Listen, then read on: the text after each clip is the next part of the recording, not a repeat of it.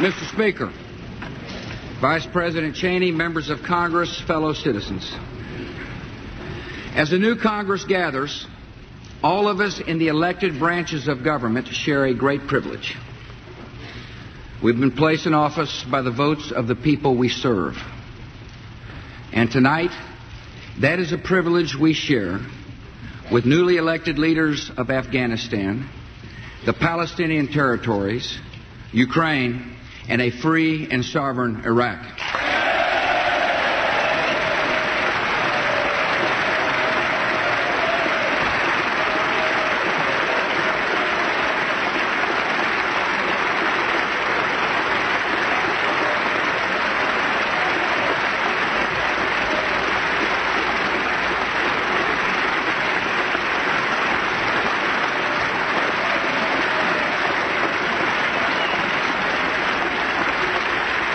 2 weeks ago, I stood on the steps of this Capitol and renewed the commitment of our nation to the guiding ideal of liberty for all. This evening, I will set forth policies to advance that ideal at home and around the world. Tonight, with a healthy, growing economy, with more Americans going back to work, with our nation an active force for good in the world, the state of our union is confident and strong.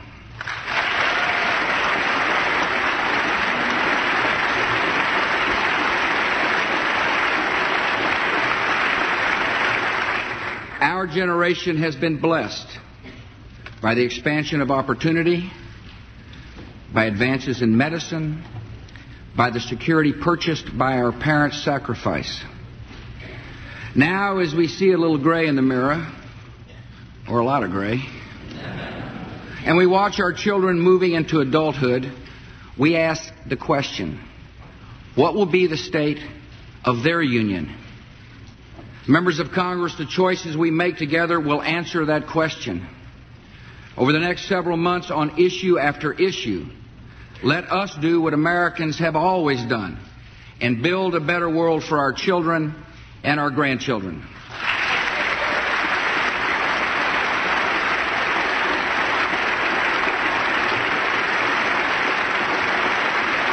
First, we must be good stewards of this economy and renew the great institutions on which millions of our fellow citizens rely.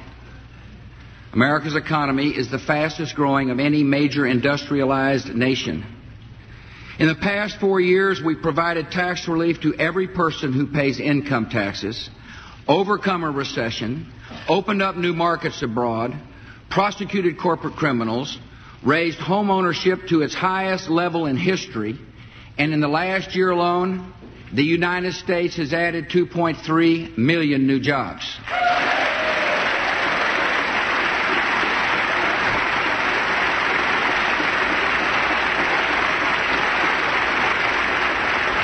When action was needed, the Congress delivered, and the nation is grateful.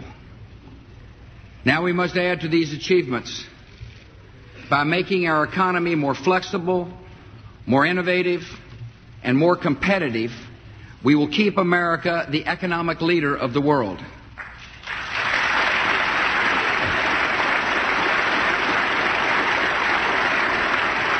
America's prosperity requires restraining the spending appetite of the federal government. I welcome the bipartisan enthusiasm for spending discipline.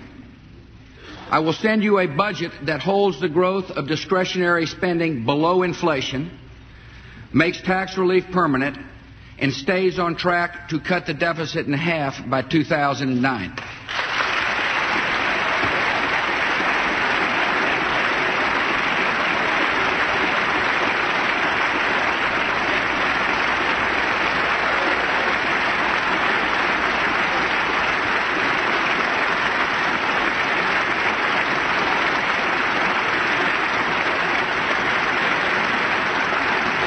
My budget substantially reduces or eliminates more than 150 government programs that are not getting results, or duplicate current efforts, or do not fulfill essential priorities. The principle here is clear. Taxpayer dollars must be spent wisely or not at all.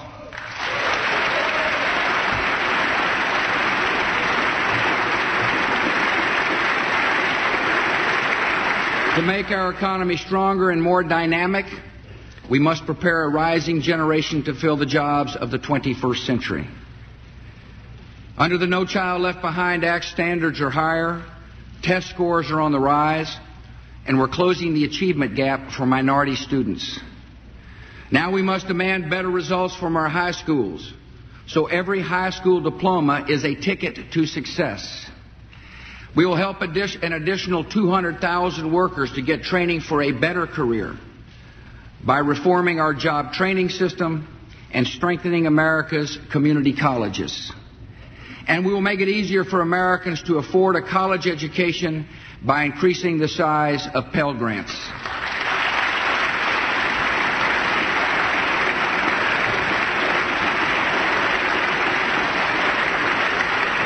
To make our economy stronger and more competitive, America must reward, not punish, the efforts and dreams of entrepreneurs. Small business is the path of advancement, especially for women and minorities. So we must free small businesses from needless regulation and protect honest job creators from junk lawsuits.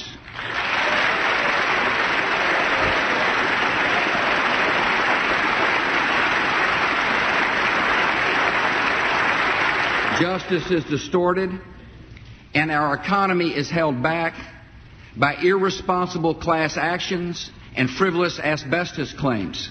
And I urge Congress to pass legal reforms this year.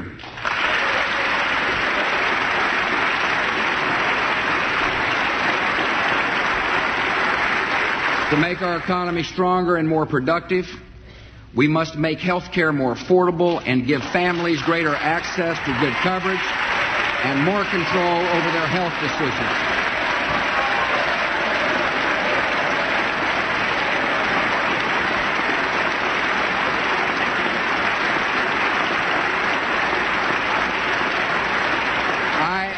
I ask Congress to move forward on a comprehensive health care agenda with tax credits to help low-income workers buy insurance, a community health center in every poor county, improved information technology to prevent medical error and needless costs, association health plans for small businesses and their employees,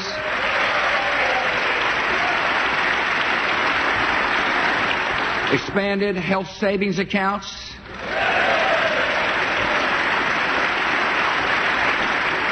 and medical liability reform that will reduce health care costs and make sure patients have the doctors and care they need.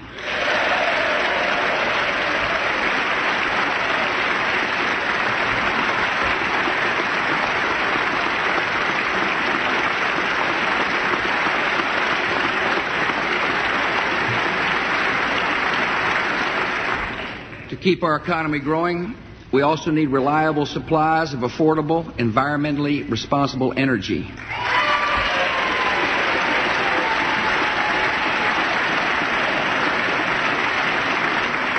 Nearly 4 years ago, I submitted a comprehensive energy strategy that encourages conservation, alternative sources, a modernized electricity grid, and more production here at home, including safe, clean nuclear energy.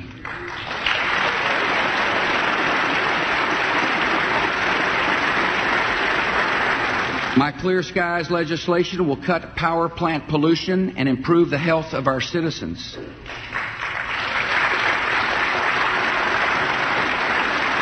And my budget provides strong funding for leading-edge technology, from hydrogen-fueled cars to clean coal to renewable sources such as ethanol.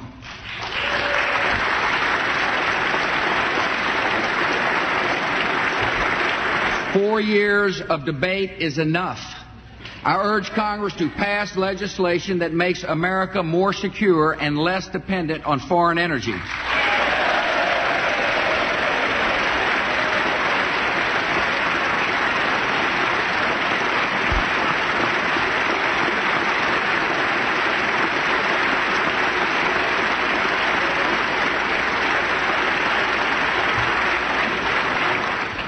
All these proposals are essential to expand this economy and add new jobs. But they're just the beginning of our duty. To build the prosperity of future generations, We must update institutions that were created to meet the needs of an earlier time. Year after year, Americans are burdened by an archaic, incoherent federal tax code. I've appointed a bipartisan panel to examine the tax code from top to bottom. And when their recommendations are delivered, you and I will work together to give this nation a tax code that is pro-growth, easy to understand, and fair to all.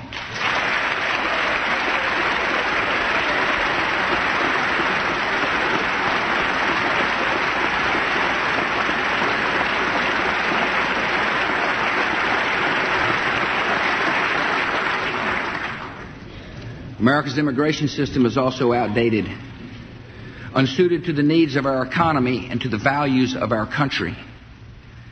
We should not be content with laws that punish hardworking people who want only to provide for their families, and deny businesses willing workers, and invite chaos at our border. It is time for an immigration policy that permits temporary guest workers to fill jobs Americans will not take, that rejects amnesty, that tells us who is entering and leaving our country, and that closes the border to drug dealers and terrorists.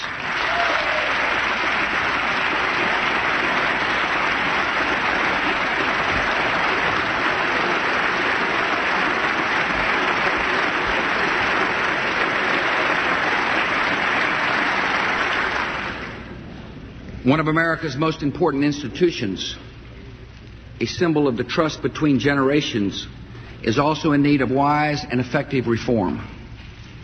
Social Security was a great moral success of the 20th century, and we must honor its great purposes in this new century.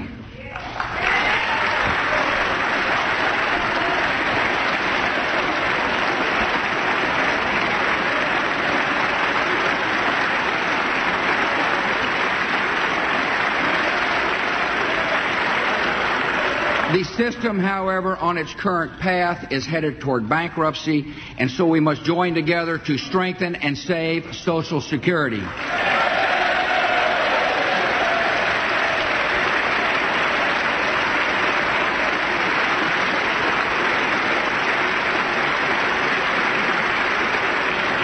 Today, more than 45 million Americans receive Social Security benefits, and millions more are nearing retirement.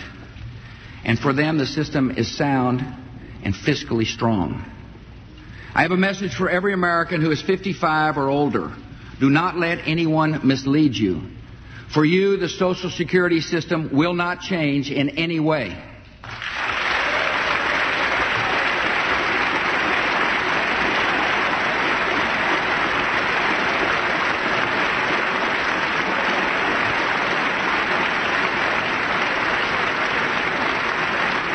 For younger workers, the Social Security system has serious problems that will grow worse with time. Social Security was created decades ago for a very different era. In those days, people did not live as long. Benefits were much lower than they are today. And a half century ago, about 16 workers paid into the system for each person drawing benefits. Our society has changed in ways the founders of Social Security could not have foreseen. In today's world, people are living longer and therefore drawing benefits longer. And those benefits are scheduled to rise dramatically over the next few decades. And instead of 16 workers paying in for every beneficiary, right now it's only about 3 workers. And over the next few decades, that number will fall to just 2 workers per beneficiary. With each passing year, fewer workers are paying ever higher benefits to an ever larger number of retirees.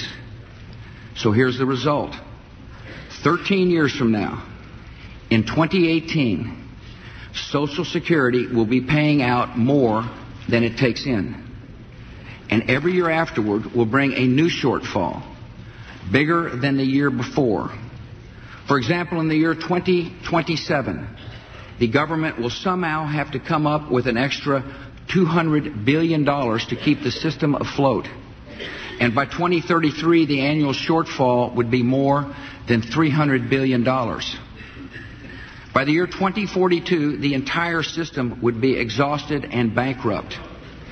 If steps are not taken to avert that outcome, the only solutions would be dramatically higher taxes, massive new borrowing, or sudden and severe cuts in Social Security benefits or other government programs. I recognize that 2018 and 2042 may seem a long way off, but those days aren't so distant, as any parent will tell you. If you have a 5-year-old, you're already concerned about how you'll pay for college tuition 13 years down the road. If you've got children in their 20s, as some of us do, the idea of Social Security collapsing before they retire does not seem like a small matter. And it should not be a small matter to the United States Congress.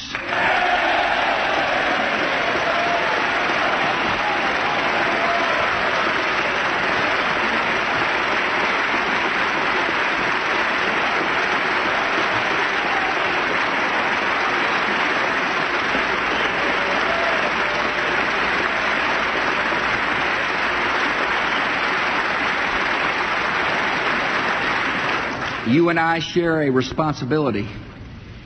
We must pass reforms that solve the financial problems of Social Security once and for all.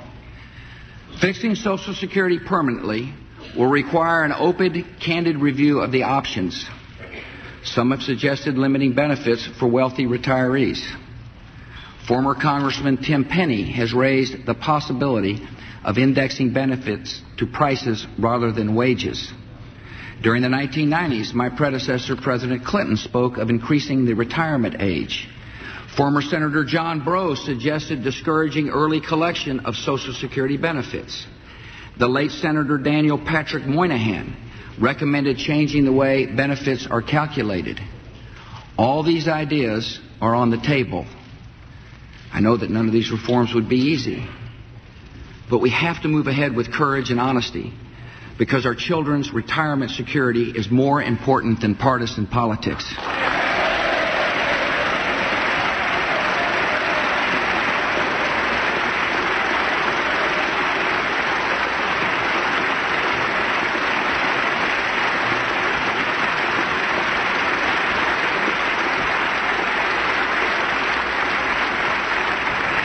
I will work with members of Congress to find the most effective combination of reforms. I will listen to anyone who has a good idea to offer. We must, however, be guided by some basic principles. We must make Social Security permanently sound, not leave that task for another day. We must not jeopardize our economic strength by increasing payroll taxes. We must ensure that lower-income Americans get the help they need to have dignity and peace of mind in their retirement. We must guarantee there is no change for those now retired or nearing retirement. And we must take care that any changes in the system are gradual, so younger workers have years to prepare and plan for their future. As we fix Social Security, we also have the responsibility to make the system a better deal for younger workers. And the best way to reach that goal is through voluntary personal retirement accounts.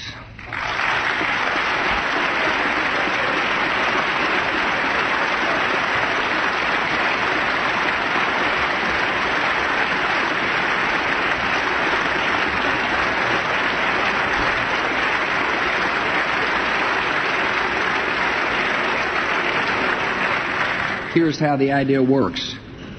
Right now, a set portion of the money you earn is taken out of your paycheck to pay for the Social Security benefits of today's retirees.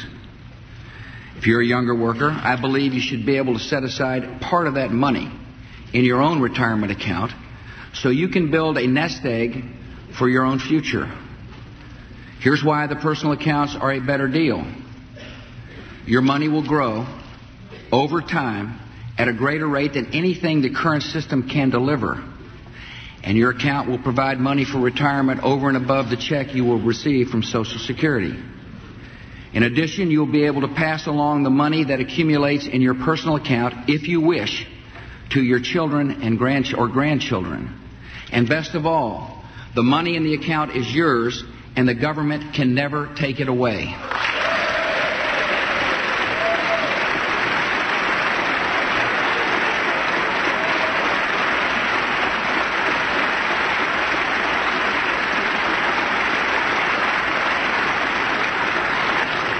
The goal here is greater security in retirement, so we will set careful guidelines for personal accounts. We'll make sure the money can only go into a conservative mix of bonds and stock funds. We'll make sure that your earnings are not eaten up by hidden Wall Street fees. We'll make sure there are good options to protect your investments from sudden market swings on the eve of your retirement. We'll make sure a personal account cannot be emptied out all at once, but rather paid out over time as an addition to traditional Social Security benefits. And we will make sure this plan is fiscally responsible by starting personal accounts gradually and raising the yearly limits on contributions over time, eventually permitting all workers to set aside 4 percentage points of their payroll taxes in their accounts. Personal retirement accounts should be familiar to federal employees because you already have something similar called the Thrift Savings Plan, which lets workers deposit a portion of their paychecks into any of 5 different broadly based investment funds. It's time to extend the same security and choice and ownership to young Americans.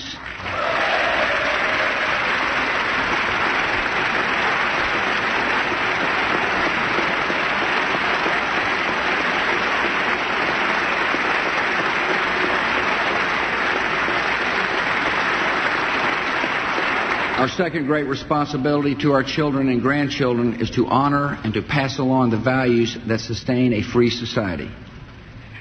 So many of my generation, after a long journey, have come home to family and faith and are determined to bring up responsible, moral children.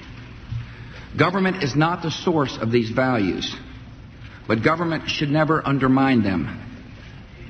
Because marriage is a sacred institution and the foundation of society, it should not be redefined by activist judges. For the good of families, children, and society, I support a constitutional amendment to protect the institution of marriage.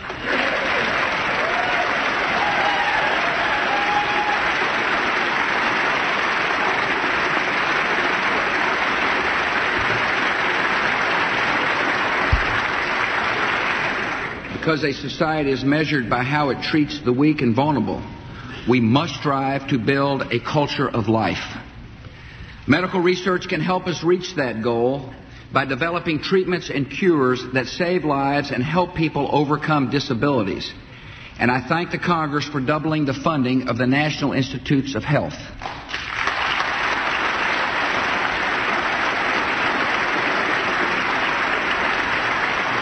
To build a culture of life, we must also ensure that scientific advances always serve human dignity, not take advantage of some lives for the benefit of others. We should all be able to agree. We should all be able to agree on some clear standards. I will work with Congress to ensure that human embryos are not created for experimentation or grown for body parts, and that human life is never bought or sold as a commodity.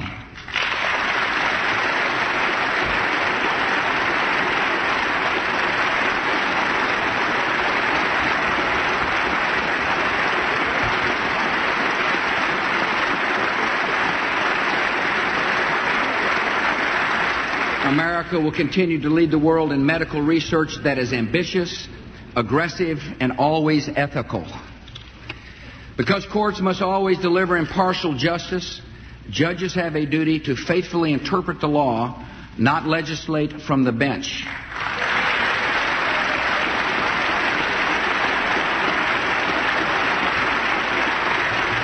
As president, I have a constitutional responsibility to nominate men and women who understand the role of courts in our democracy and are well qualified to serve on the bench, and I have done so.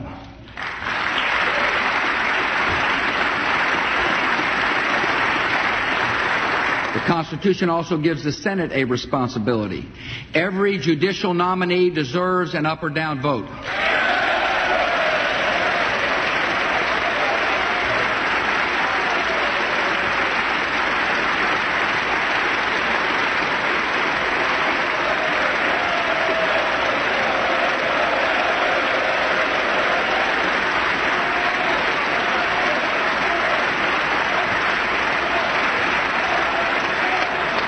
Because one of the deepest values of our country is compassion, we must never turn away from any citizen who feels isolated from the opportunities of America.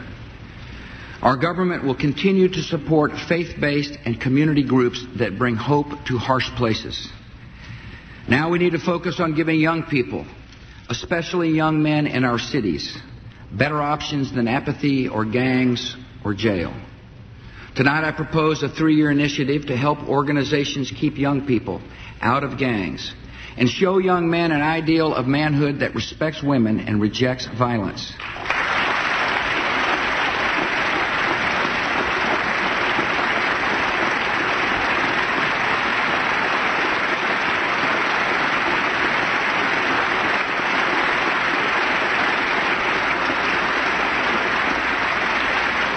Taking on gang life will be one part of a broader outreach to at-risk youth, which involves parents and pastors, coaches and community leaders, in programs ranging from literacy to sports. And I'm proud that the leader of this nationwide effort will be our First Lady, Laura Bush.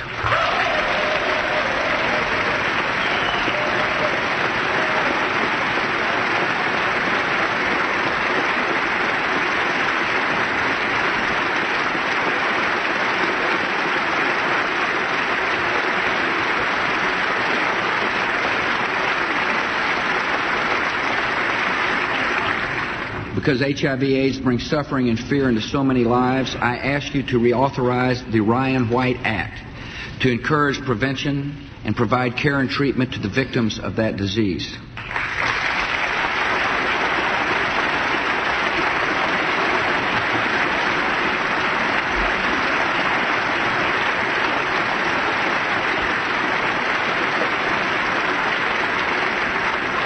And as we update this important law, we must focus our efforts on fellow citizens with the highest rates of new cases, African American men and women.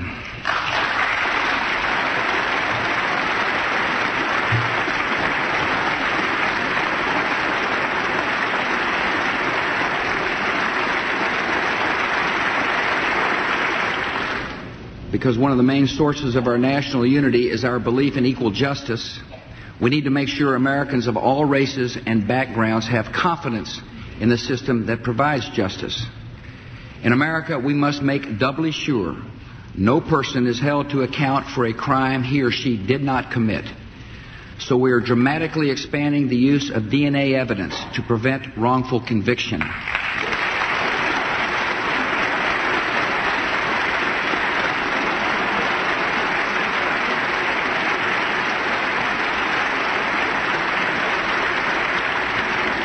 Soon I will send to Congress a proposal to fund special training for defense counsel in capital cases, because people on trial for their lives must have competent lawyers by their side.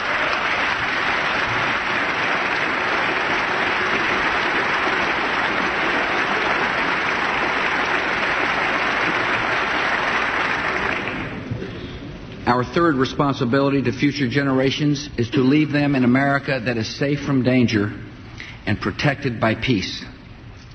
We will pass along to our children all the freedoms we enjoy, and chief among them is freedom from fear. In the 3.5 years since September the 11th, 2001, we've taken unprecedented actions to protect Americans. We've created a new department of government to defend our homeland, focused the FBI on preventing terrorism, begun to reform our intelligence agencies, broken up terror cells across the country, expanded research on defenses against biological and chemical attack, improved border security, and trained more than 500,000 first responders. Police and firefighters, air marshals, researchers, and so many others are working every day to make our homeland safer, and we thank them all.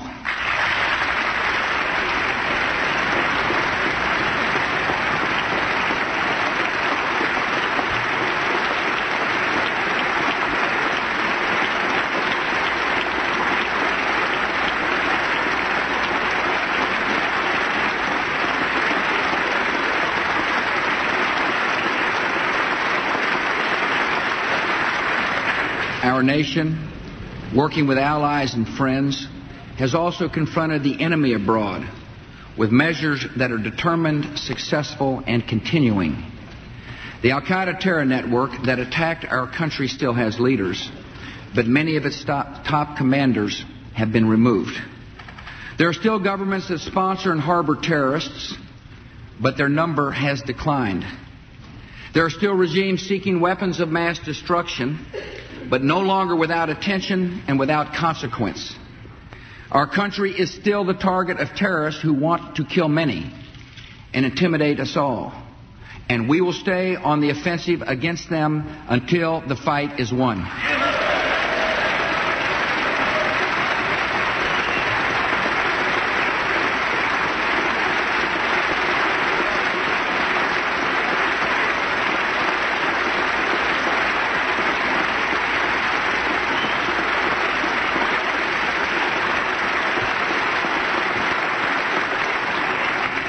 Pursuing our enemies is a vital commitment of the war on terror, and I thank the Congress for providing our service men and women with the resources they have needed.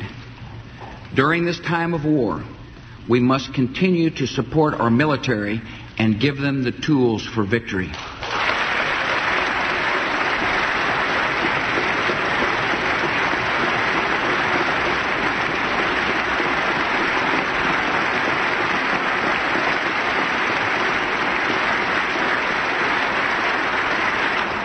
Other nations around the globe have stood with us. In Afghanistan, an international force is helping provide security. In Iraq, 28 countries have troops on the ground. The United Nations and the European Union provided technical assistance for the elections. And NATO is leading a mission to help train Iraqi officers. We're cooperating with 60 governments in the Proliferation Security Initiative to detect and stop the transit of dangerous materials. We're working closely with the governments in Asia to convince North Korea to abandon its nuclear ambitions. Pakistan, Saudi Arabia, and 9 other countries have captured or detained al-Qaeda terrorists. In the next 4 years, my administration will continue to build the coalitions that will defeat the dangers of our time.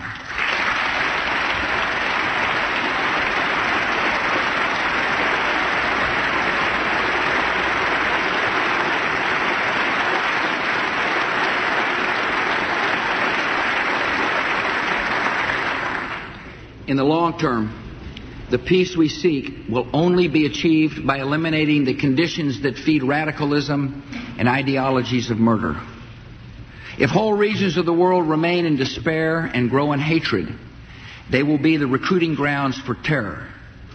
And that terror will stalk America and other free nations for decades. The only force powerful enough to stop the rise of tyranny and terror and replace hatred with hope is the force of human freedom.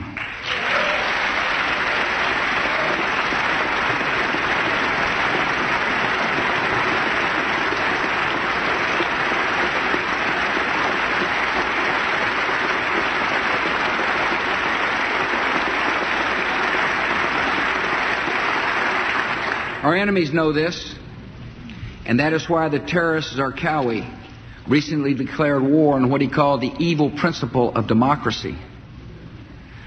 And we've declared our own intention.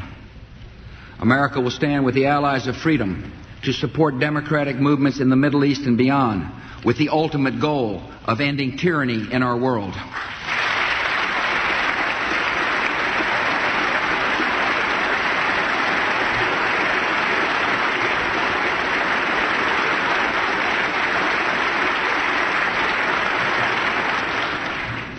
The United States has no right, no desire, and no intention to impose our form of government on anyone else.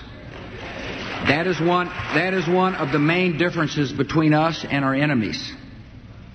They seek to impose and expand an empire of oppression in which a tiny group of brutal, self-appointed rulers control every aspect of every life. Our aim is to build and preserve a community of free and independent nations with governments that answer to their citizens and reflect their own cultures. And because democracies respect their own people and their neighbors, The advance of freedom will lead to peace.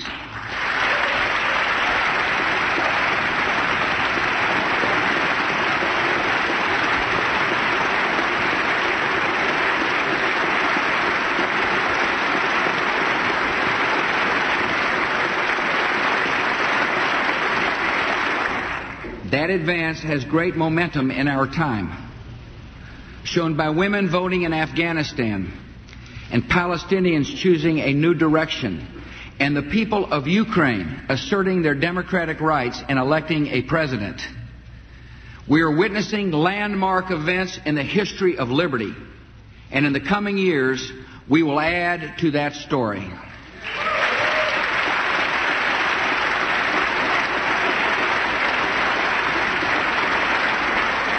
The beginnings of reform and democracy in the Palestinian territories are now showing the power of freedom to break old patterns of violence and failure.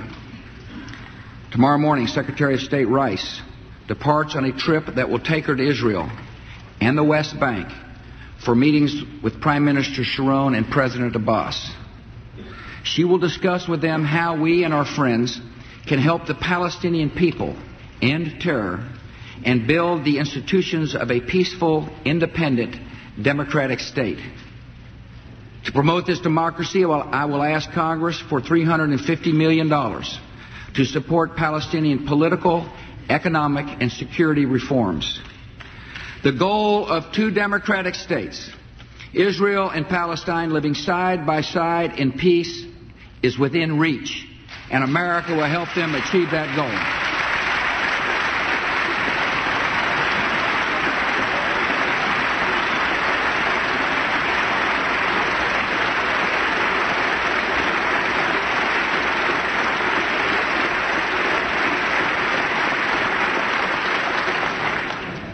To promote peace and stability in the broader Middle East, the United States will work with our friends in the region to fight the common threat of terror, while we encourage a higher standard of freedom.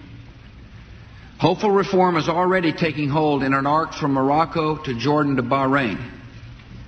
The government of Saudi Arabia can demonstrate its leadership in the region by expanding the role of its people in determining their future.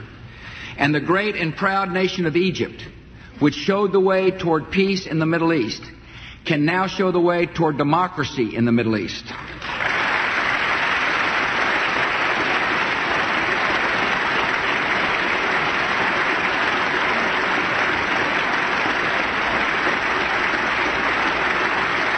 To promote peace in the broader Middle East, we must confront regimes that continue to harbor terrorists and pursue weapons of mass murder. Syria still allows its territory and parts of Lebanon to be used by terrorists who seek to destroy every chance of peace in the region. You have passed, and we are applying the Syrian Accountability Act, and we expect the Syrian government to end all support for terror and open the door to freedom.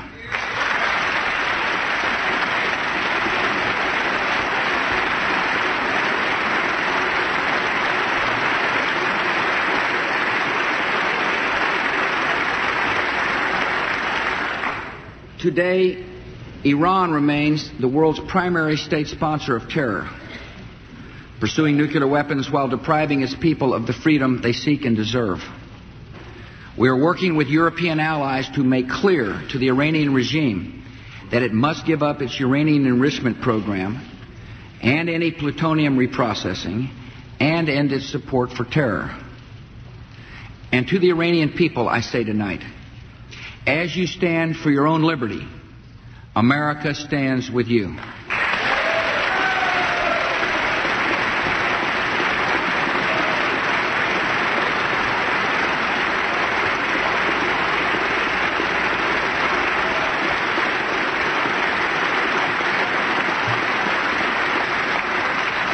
Our generational commitment to the advance of freedom, especially in the Middle East, is now being tested and honored in Iraq. That country is a vital front in the war on terror, which is why the terrorists have chosen to make a stand there. Our men and women in uniform are fighting terrorists in Iraq, so we do not have to face them here at home.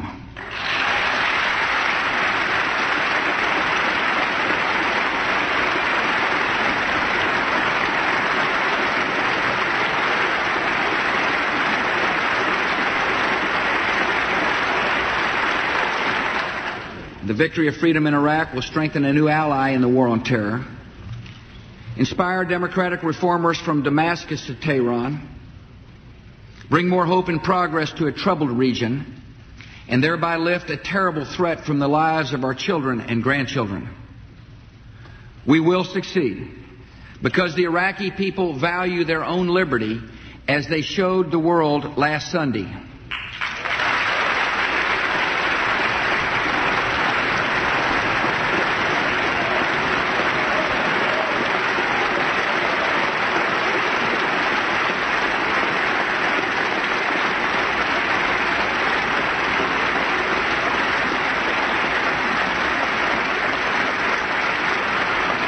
Across Iraq, often at great risk, millions of citizens went to the polls and elected 275 men and women to represent them in a new transitional National Assembly.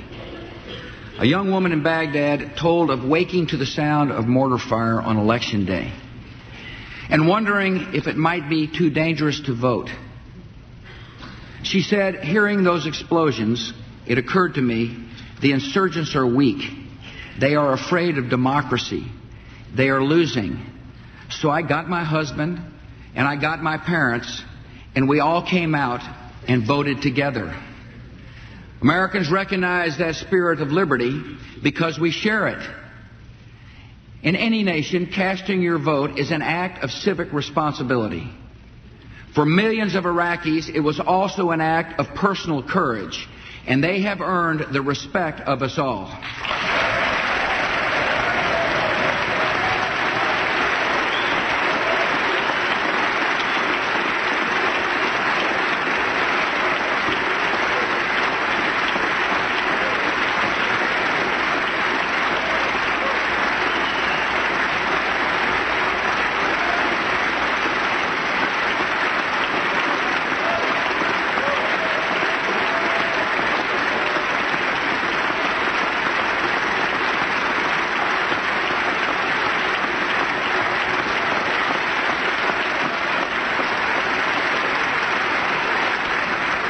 One of Iraq's leading democracy and human rights advocates is Safiya Taleb al-Suhail.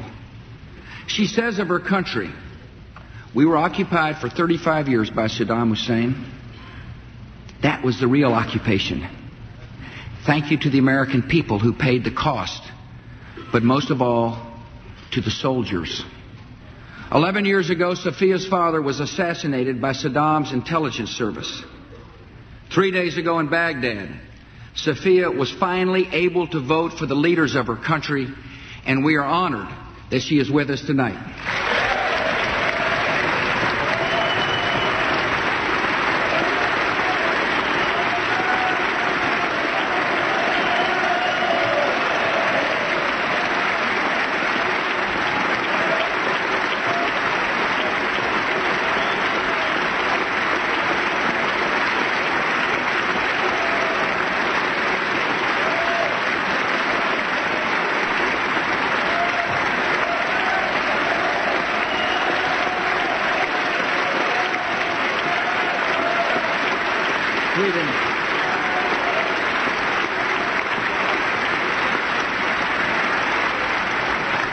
The terrorists and insurgents are violently opposed to democracy and will continue to attack it.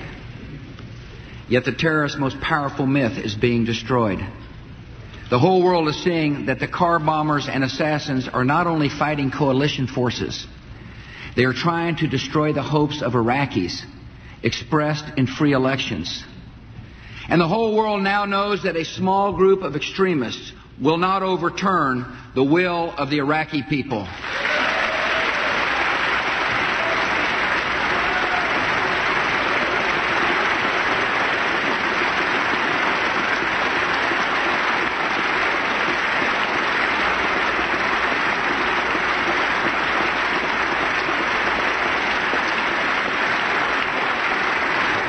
We will succeed in Iraq because Iraqis are determined to fight for their own freedom and to write their own history. As Prime Minister Alawi said in his speech to Congress last September, Ordinary Iraqis are anxious to shoulder all the security burdens of our country as quickly as possible. That is the natural desire of an independent nation, and it is also the stated mission of our coalition in Iraq. The new political situation in Iraq opens a new phase of our work in that country. At the recommendation of our commanders on the ground, and in consultation with the Iraqi government, we will increasingly focus our efforts on helping prepare more capable Iraqi security forces, forces with skilled officers, and an effective command structure. As those forces become more self-reliant and take on greater security responsibilities, America and its coalition partners will increasingly be in a supporting role. In the end, Iraqis must be able to defend their own country, and we will help that proud new nation secure its liberty. Recently, an Iraqi interpreter said to a reporter, "Tell America not to abandon us." He and all Iraqis can be certain, while our military strategy is adapting to circumstances, our commitment remains firm and unchanging. We are standing for the freedom of our Iraqi friends, and freedom in Iraq will make America safer for generations to come.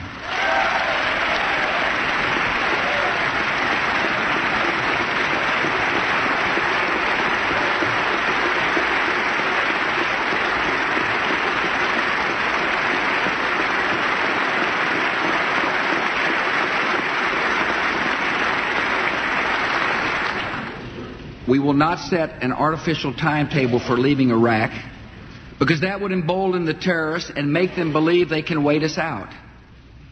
We are in Iraq to achieve a result, a country that is democratic, representative of all its people, at peace with its neighbors, and able to defend itself. And when that result is achieved, our men and women serving in Iraq will return home with the honor they have earned.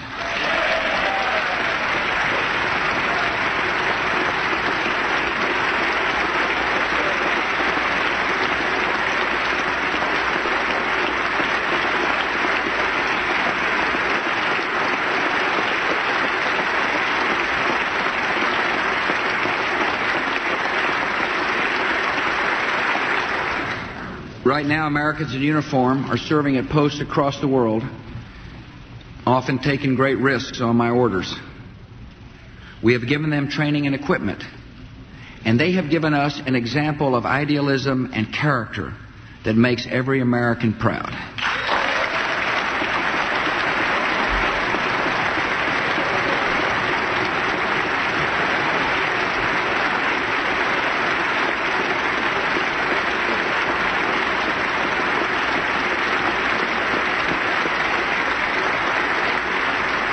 The volunteers of our military are unrelenting in battle, unwavering in loyalty, unmatched in honor and decency, and every day they're making our nation more secure. Some of our servicemen and women have survived terrible injuries, and this grateful nation will do everything we can to help them recover.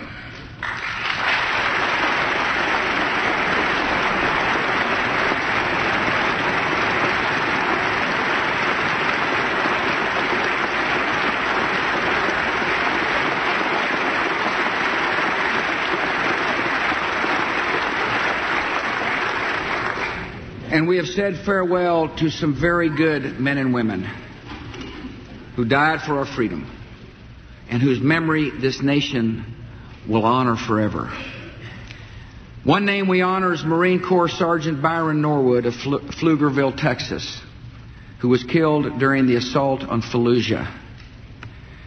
His mom, Janet, sent me a letter and told me how much Byron loved being a Marine, and how proud he was to be on the front line against terror. She wrote, "When Byron was home the last time, I said that I wanted to protect him like I had since he was born. He just hugged me and said, 'You've done your job, Mom. Now it is my turn to protect you.'" Ladies and gentlemen, with grateful hearts, we honor freedom's defenders and our military families, represented here this evening by Sergeant Norwood's mom and dad, Janet and Bill Norwood.